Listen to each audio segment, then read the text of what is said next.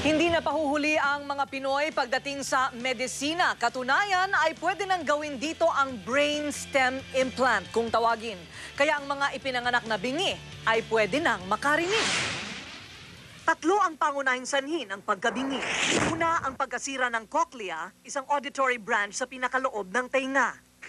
Sisira yun, either pinanganakan na wala yun in the first place, yung natawag na cochlear aplasia, o kaya naman yung sinasabi nila na damage, tulad ng may pinapanganak na nai-infection yung loob, tulad ng meningitis.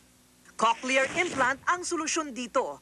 Maglalagay ng microchip sa loob ng tenga at magkakabit naman ang isang device sa labas ng tenga. Ang mga ito ang magpapadala ng signal sa utak para manumbalik ang pandinig. 7 taong gulang pa lang si Erwin Ongguin nang mabingi matapos tamaan ng bola sa tenga. Siya ang kauna-unahang sumailalim sa cochlear implant sa Pilipinas. Maayos na ngayon ang kanyang pagdinig. Katunayan, isa na siyang audiologist sa PGH. Boses po, naririnig ko pa. But instead ng boses tao, parang boses robot. Temporary lang po sa more on mga 1 month lang po. Slowly po mag-a-adjust po yung brain natin. Ang ikalawang sanhi ng pagkabingi ay ang problema sa eardrums at ear bones. Usually nangyayari, nagkakaroon ng luga, nagkakaroon ng butas ang eardrum. Kuminsan dahil masyadong severe o masyadong malalang infeksyon, sinisira nito yung middle ear bones. Ito ay nireremedyohan na ngayon ng middle ear implant. Noon lamang November 27, isinagawa sa PGH ang kauna-unahang middle ear implant sa bansa. At ang ikatlong dahilan ng pagkabingi ay ang tumor sa cochlear nerve na bahagi ng utak.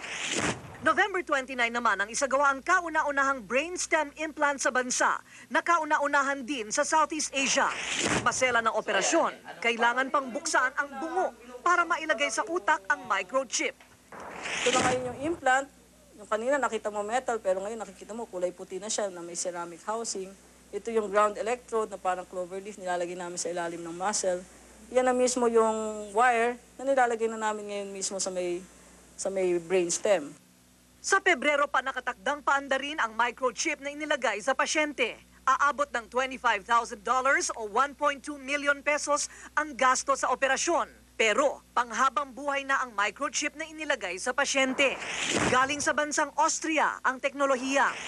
Dahil sa 3 matagumpay na operasyon, ang Pilipinas na ang nangunguna ngayon sa buong Southeast Asia sa teknolohiya ng pag-oopera ng may mga problema sa pagdinig. Ito na lang incision ko.